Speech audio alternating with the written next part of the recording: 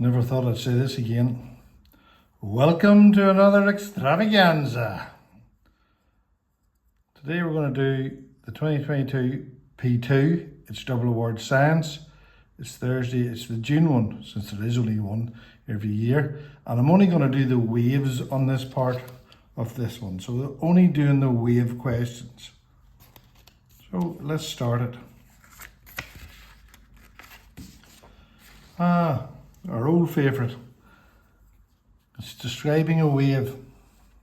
It's a displacement distance graph. How do I know that? Because it says displacement and distance. So if I quickly draw what I need to know, there's the waveform, there's the displacement, measured in meters, mark for that, and we're going to go for distance, measured in meters. So all I can tell from this graph is the amplitude. Remember, it's from the zero position. Don't get juked by the examiner. That's your amplitude.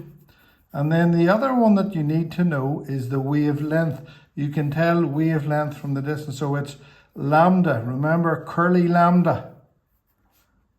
Like a Y upside down, but a bit of a curl on it. And those are the two things you can tell from a displacement distance graph. Now let's answer the questions. Which letter, A, B, C, D, or E, represents the amplitude of the wave? Now, have a look. It's the maximum displacement from the zero position. Have a look. Well, it's not D because it's top to bottom. Do you see the way the examiners put in that rogue steer? But it is E. Remember, that's also the amplitude down there. So the answer to that is E. Which letters, A, B, C, D, or E, represents the wavelength? Now be careful, it's the length of one wave. Let's have a look at these. There's one wave. There's two waves. What do they ask for? The wavelength. Let's try another one. Will be half a wavelength, look. What about C? Look, a full wavelength. It starts to repeat what it's doing. So C is the answer. Learn it. Here's the other graph. It's a displacement time graph. We have displacement on the y-axis and time on the x-axis. Notice how I have it labelled. There's the waveform. What's the two things I can tell from this? I can tell the amplitude. There's my amplitude. Also, there's my amplitude. Note that there is time on the x-axis. All I can tell is the periodic time, big T. I can tell the periodic time, big T. Now, remember the relationship between frequency and one complete wavelength? Frequency is 1 over the periodic time. Frequency, measured in hertz. Remember the song, love hertz, times in seconds. Let's do the question. So there's all I need to know. Sit down and learn it. A graph representing a wave below is shown. Use the information on the graph to calculate the frequency of the wave. Now, be careful.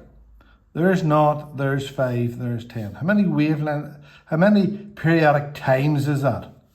1, 2, 3, 4. So 4t is 10 seconds. So 1t is 2.5 seconds. So frequency equals 1 over periodic time. Put it in a bracket. So frequency is equal to 1 over 2.5. Get the calculator. Don't do stupid things. Get the calculator and do the calculation. 1 divided by 2.5. 0.4 hertz. Remember the song, love hertz. So it's 0.4 hertz.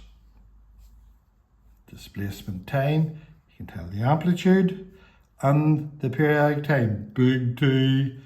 Remember the equation. Frequency is 1 over periodic time. There's another question. Well read up. Now, this one will involve a bit of standard form, so know how to do it on the calculator. There's the speed of light. There's the frequency measured in hertz. A radio wave transmitter gives out a signal for the local radio station. If radio waves have a velocity at all EM waves, that's known, all EM waves have the speed of light, c, when they're traveling in a vacuum. And the frequency of the wave is that. Calculate the wavelength of the wave, meters. So V equals F lambda. Remember, lambda has to be a bit of curly. It's not a Y upside down. It looks like a Y upside down, but put a bit of a curl on it. The examiner's looking for that. Please the examiner. 3 by 10 to the power of 8. Look, there's my velocity. 3 by 10 to the power of 8 is equal to the frequency. 3 by 10 to the power of 4 times lambda. So 3 by 10 to the power of 8. I'm showing all my working out. I'm trying to get every mark. Please the examiner. So calculator. 3 by 10 to the 8 divided by 3 by 10 to the 4 equals 10,000. 10,000 meters. What's that in standard form? Let's see, can we do it? 10,000. 1, 2, 3, 4. 1 by 10 to the 4 meters would do as well. Fair enough? There's another question done. Now here we have refraction. Let's remember the two mnemonics that we have for refraction. LTM. When you go from less dense, like air, to more dense, like glass or water, the ray bends towards the normal. So I have my exam technique up here. Remember, the angle of incident and the angle of refraction. Now this is refraction, the bending of light, are measured from the normal. So why does a boy my age make a pillow of himself? So do you remember? So there's my angle of incidence, because it's measured from the normal. And that's 20. And how do I know that's 20? Well, it's there's a normal, and a normal is at right angles. So 70 and 20 gives me 90. So I've done all my speed work on the question. Which one is we going? Let's have a look, just make sure. Look, that's the way the light should go. But it doesn't, it bends towards the normal. Let's answer the question. What's the angle of incidence? 20 degrees. What is the angle of refraction of the, oh, hang on, got that one wrong. Angle of incidence is 30 degrees. Read the question. What's the angle of refraction? 20. Complete the diagram above to show what happens to the ray of light as it leaves the glass. Now, remember the other mnemonic. MAL, more dense, to less dense, away from the normal. So remember those mnemonics. Do you see my exam technique? You should be doing the same. If you're not doing the same, well, you lose the marks. I told you how to get them. Now I'm going to draw a normal. Again, set that down like that. Look at the way that line is into that. There's it there. It's a dotted line. All normals are dotted lines. Now, we're going from more dense, like glass to air. It should bend away from the normal. Now, the trick is going to go that way. Right? Going to go that way. These should be parallel. So, put that on that one and slide it up. Put it on that one. See the way I have it in this one? And slide it up. And that comes out like that. More dense to less dense, it bends away from the normal. See the way it should go, but it bends away from the normal. Complete the, so I did that, 2 marks. What happens to the speed of light as it leaves the block? Remember, light travels slower in more dense media, So therefore, when it comes from more dense to less dense, it speeds up. So what happens? So full sentence, the speed of light speeds up as it leaves the glass block. Full sentence, capital letter, full stop, everything spelled correctly. It's worth 1 mark.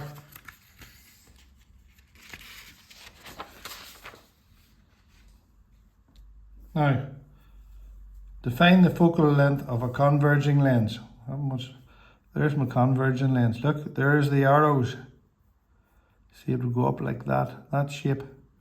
And there's my principal axis.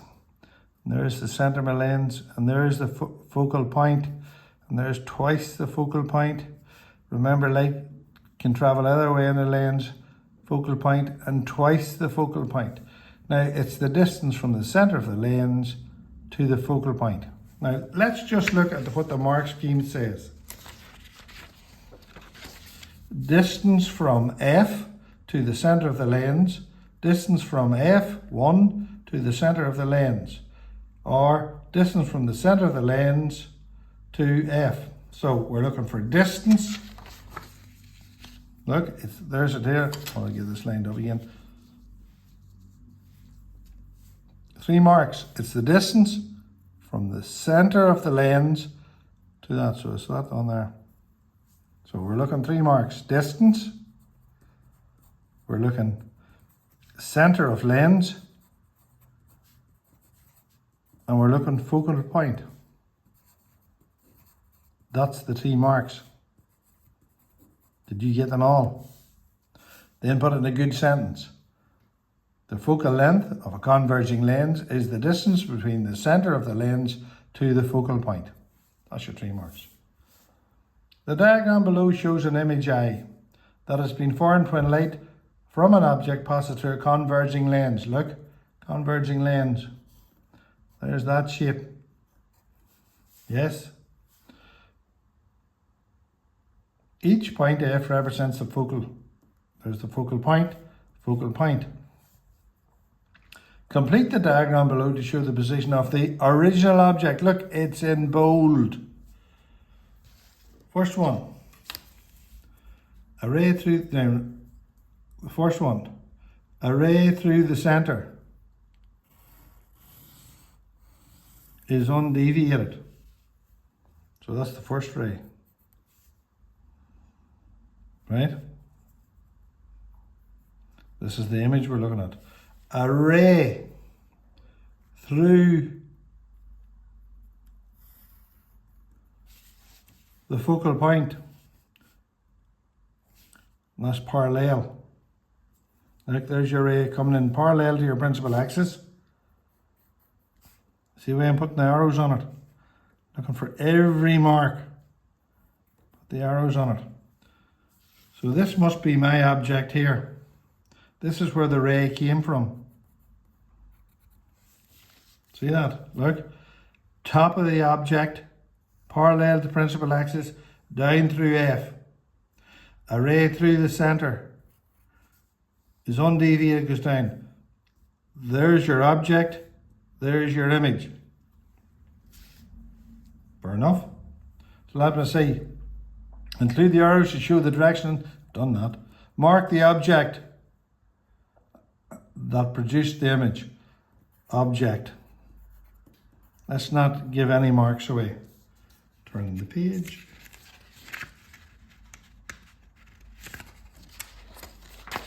What's the height of the object? Well, look, 1 centimetre. It's 2 centimetres.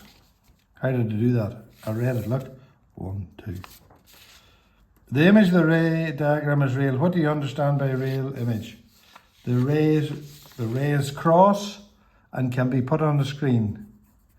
The image can be put on a screen.